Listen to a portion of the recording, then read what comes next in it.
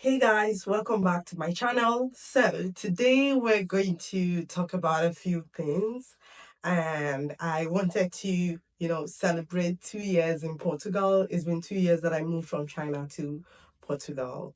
And also, I have not been able to make videos because the group had been on fire. I mean, it's a little bit quiet right now, but it was on fire for about a few weeks, and people were asking questions, especially between the first phase and the beginning of the second phase of admissions. I really want to use this opportunity to thank everybody that has subscribed. If you have not subscribed, please do subscribe to my channel. I talk about all things moving to Portugal. I try not to mince words, so it might not be one of your favorite talks, but it's good for you.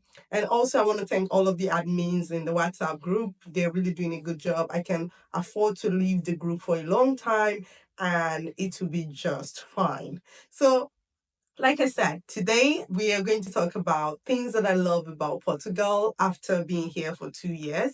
And also, I'm going to tell you some of the feelings that I had coming to Portugal and in the last 2 years. And also, I want you to please subscribe to the channel if you have not subscribed. So, I have decided to take a few notes. I took a few notes just to be able to remember everything that I liked about Portugal. So I made notes of about 8 things that I liked, and I might even add more to it as I remember. So many people have gotten admissions already, and now they're preparing for their visas. You need to know some of the nitty gritty about Portugal before packing your bags and coming to Portugal. Now, I moved from China to Portugal 2 years ago. It's very, very different from people moving from Nigeria to Portugal. Yes, I know I'm Nigerian, but the experiences were different from the experiences that I had in my CV to my visa experiences. It's quite different from the ones people coming from Nigeria have. Like all this legalization, even though I went through that trouble through someone, wrong information, and it made me late. Because if I had known, or if somebody had told me that if you're not coming from Nigeria and you have a resident in Nigeria that has a resident in another country that is still valid between 6 to 1 year, and there is a Portuguese embassy over there, and you can get a police record that is more than that, validates your stay for more than 1 year, you could actually apply from there without going through legalization unless your school requires it. So let's get to business. What are the things that I love about Portugal? Now, before coming to Portugal in 2023, I had already visited in 2019. And I came in from Italy to Spain to Portugal. And I don't know if it's the tourist vibe, but I felt like this is where I want to live. And it's a bit of I mean, if I had been to Porto, I think I might have moved to Porto because eventually when I went to Porto, I liked it better than Lisbon. But Lisbon still convinced me enough to prepare 2020, 2021, 2022 to move to Portugal. Now, the first thing that I liked about Portugal is the local people, like the Portuguese themselves. Now, compared to the happiness and radiation of Nigerians, it's a bit different, yes. But remember, I was not coming from Nigeria. I already lived in another country for 6 years, and it wasn't all that friendly for me. It was a good and bad experience, more of the bad and more of the good. But I am so grateful for that experience because it prepared me. It prepared me for like the landing I was going to get in Portugal. So I actually like the local people here. They are helpful. The Uber drivers, the bus drivers, they even greet you. They greet you, and the people in the shops, they try to be helpful even when you can't speak Portuguese. So I usually am very respectful about it. I apologize for not being able to speak Portuguese, or I tell them that I only speak a little bit because I just started learning. And with that, I get all the help that I need. And sometimes they even apologize for their English. I'm like, your English is perfect. What is she saying? I'm the one that should learn your language, of which I'm doing my best, but I still have other things I'm doing. I'm learning from the Bird app though and memorize. So I'm getting there. I'm getting there. But I really am thankful for the healing that I've gotten from some of the friendliness of the people. Not every one of them, but compared to where I was coming from. I know that sometimes Uber drivers will even come down to help you carry your load, and that felt like a relief for me. Even I remember the first week of coming to Portugal, and the drivers and the Uber drivers and the bus drivers, they were always thanking me. Oh, obrigado, bye bye. At some point, I busted out crying because I was like, for the last 5 years, I don't think I've received that much treatment like a person, like being treated like a person, not being treated based on my country or my continent or my color. So it felt so good to be able to experience that. Another thing that I love about Portugal is the diversity, especially Lisbon. I know people tell me, oh, why is there a lot of black people in Lisbon? I'm like, some of us want to see black people, okay? Because I've lived in a place where I might not see a black person for like 3 months, except maybe my colleague, one or two or three of my colleagues that possibly don't even want to see each other after work. So it's I'm happy to see black people every day. I'm happy to see us in all our shapes, form, and color. And I love the fact that the black women here, one thing that struck me at first was that they were not wearing makeup and they still looked good. And they had natural curly hair. Like even the ones that their calls I be kinky, they still go and curl it up. It was beauty in my eyes. I don't care what nobody think.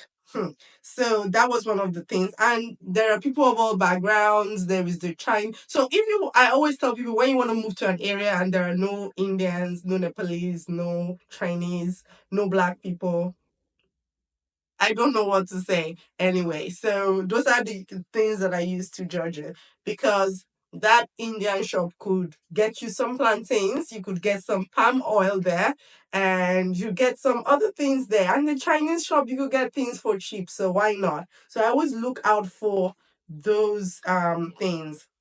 Now let's talk about product and affordability. Now I have used H&M China, even though most of the factories are in China. H&M China is more expensive than H&M Portugal. I don't know if it has to do with the cost of living, but it's more expensive. And definitely when I checked the website of the German H&M, it was more expensive. And also the UK one was more expensive. So, I mean, if you still like, cheap doesn't always means bad, and sometimes cheap means bad, but it's still good to be able to afford things, because I've heard of places like Malta where the expenses looks like that of Netherlands and the minimum wage looks like that of Portugal. That would kill me. So I am so grateful that I could spend €7 per day and have good food, chicken, vegetables, and rice. I could have that with €7 per day on my meal card. So the products were quite affordable for me. I don't know how to compare it with what they have in America. And there is something on the product here that I trust so much. It's called the Nutri Score. I don't know the meaning of that thing, but once I see it's an A and it's green, I always go for that because I feel like it's more healthy. Maybe somebody can explain what it is here. I don't know. And also, big malls are opened sometimes till 12. So that is a bonus. But if you live in a secluded area, maybe the shops are closed by 8. So that's not. But the good thing is that you can still, if you have mobility, you can still go to the mall before 12 and get what you want to get. Now, hospitals. Because of my leg, I have been going in and out of the hospital, especially last year. I look at my tax receipt and I saw that last year I spent like almost €600 on hospital bills. And the year before, I had like $1,000 in hospital bills before tax. So that year I had to go to hospitals a lot, and it helped that it was easier to book an appointment in the private hospitals. I have not used my public hospital SNS till now because thinking about it alone stresses me because I don't know the process yet. Some people have used it. We are not the same. Some people prefer to go to public hospitals, of which I also prefer to go to public hospitals. But just thinking about waiting all day long, as I have heard, it doesn't sit well by me. And in private hospitals, I could choose a doctor that speaks English so they can explain what is wrong with me in the language that I understand. I am sure that many people don't find that funny, but it's my health, and that is what I choose. And with the insurance, to visit a doctor is about 20 euros, and I think I've had some consultation about 15 euros. So if I plan that well within my budget, it's a good thing for me because it is my health. I remember when I did physiotherapy, I mean, in English, my physiotherapy, because I needed to understand what is going on in my body. And my physiotherapy for one session would cost about 4.5 euros with insurance. So that was a good one. That was a good one. I mean, I'm grateful in China. I also had insurance that covered my surgery, which was about 44,000 yuan, almost, it was almost $6,000 around that time. So I'm also still grateful. I'm forever grateful for insurances. So I'm good with that. Then, things I like about Portugal is that my lifestyle has changed. First of all, I don't have to use VPN anymore. In China, I used to use VPN a lot to contact everybody, WhatsApp, Instagram, Facebook. And I at some point I stopped trying because for a while I was angry that people did not care to come to the app I was on. I felt like it means that they don't really care, which I still feel like they did not really care. But that's my own personal experience because if I loved somebody, I would have found a way to reach out to them. So I used to have to use VPN and it cost me $20 per month because I could not use the cheaper one, which was Asreal at that time was $20 per month. And I could not use the cheaper one because I have to get stuff done at work. So it needed to be working, it needed to be connected to the US most times. So I'm so grateful that I don't have to use VPN anymore constantly, and which is a plus. And I have all the channels now. I can watch all my channels, even though I miss that they don't have like most Nigerian movies on Netflix here, but still a good thing to be able to, do that. And also, based on the differences in lifestyle in the UK, because I was able to visit for 10 days and I don't think so. Before I came to Portugal, I also did admission to the UK, and I was like, for about a year, I was regretting that I did not go to the UK. I was like, oh, I should have gone to the UK. Maybe things would have been better. Maybe this, maybe that. But when I look at my pocket and when I visited London, or any other part, I was like, okay, I think your money or your pocket can only afford Portugal. So sit your ass down, my girl, and be grateful for what you have. So those are one of the things. My lifestyle has changed. I mean, I still miss, if I miss Chinese food, I can always go to Chinese restaurant. It doesn't cost so much, maybe between 9 to 10 euros. And that's not an everyday thing, maybe once a month. Sometimes I go to Korean restaurants, it's still about the same price, except I want to eat barbecue, of which I miss Korean fried chicken a lot because then in China I could just order it and it arrives in 45 minutes. So I miss that very much. And also, but I am still grateful that I'm still able to find some of these things easier than when I was in China. Now, and I am also grateful that I can find my size now because in China, I think I was wearing 5XL. Can you imagine me? 5XL or almost going to 6XL. The sizing was weird. But when I came back, I think normally now, if I wanted a very tight fitting clothes, I could do a medium and an L. But I don't like tight fitted clothes. So usually I'm in XL or an L. So if I wanted a hoodie, it goes as far as 2XL in Primark or sometimes bigger. If you go to CNA, it goes higher than that. They even have a plus size section. So it was good to be able to find my bra size again, to be able to find my panties size again. I'm sorry to be saying all that on channel, but you don't know what it feels like not to be able to get your size. Shoes. In China, I used to wear like 40, 41. But now it feels like my leg has deflated and I'm back to 38, 39. So I don't know what happened there. Most of the things that I bought when I came, I was still like leaning towards size 40. But now everything is like very loose. So I don't know. It's just like that. And now also I can find more English books. and it's easier to buy them from Amazon, which is another thing that I love. In China, I could not use Amazon, Shein. Although we have like better versions of Temu, we had Pindodo, we had 1688 and Taobao. They are better versions of AliExpress and Temu. But being able to, like when you can't really afford a lot, it's not every time you want to go to H&M and M and Zara and Massimo, but you still want to buy like some, cheaper options that you can just wear around the house or wear to the office. And that's where Shein comes in. So I am grateful to be able to go to Shein again, to use Shein for the first time because I didn't use it in Nigeria. And now I'm able to use that. I'm able to buy Temu. Temu is getting better. Before, sometimes it comes 11 days or 12 days.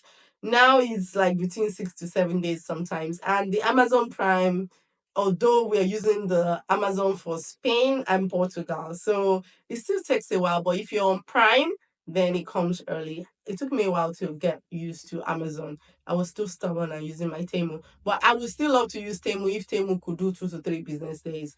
Now, yesterday I was looking at Temu. I see that they have local products, and those ones look like they are faster. But I mean, you need more options. So those are some of the things that I feel like I love about Portugal right now. In my next video, I'm going to tell you some of the things that I don't like about Portugal. Now, people will say, go back to your country if you don't like stuff. Shut up.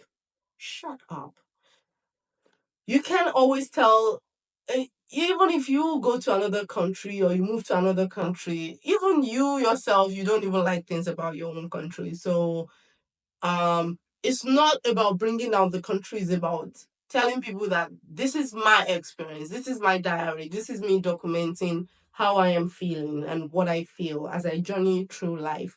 So it's not about going back to my country, it's about what I see that affected me, not judging the people. The people will always be the people. Also, I'm going to make a video about what you should do next after getting an admission. I mean, the experiences are different, but I always try my best to stick to like things that I know. That is why I know some people are not so happy about the vocational school thing, but you're an adult. Figure it out. Figure it out. Whatever decision you make, you come and you see it. I also saw my own decisions and enjoyed it or regretted it. So you convincing you is not enough. You choose what you want to do, okay? Then if you still want to join the WhatsApp group, it's still there. Second phase admission is in progress. I know Porto, some courses in Porto are still open, especially sciences and engineering.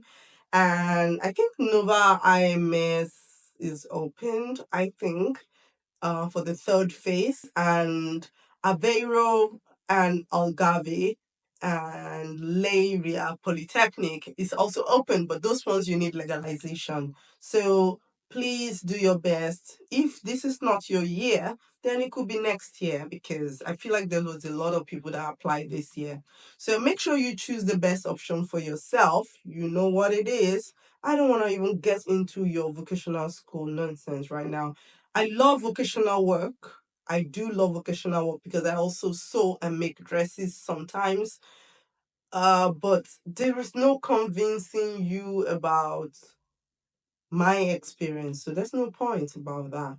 So please do subscribe to the channel. Thank you for subscribing. And if you're watching this video to the end right now, please do subscribe and share my video.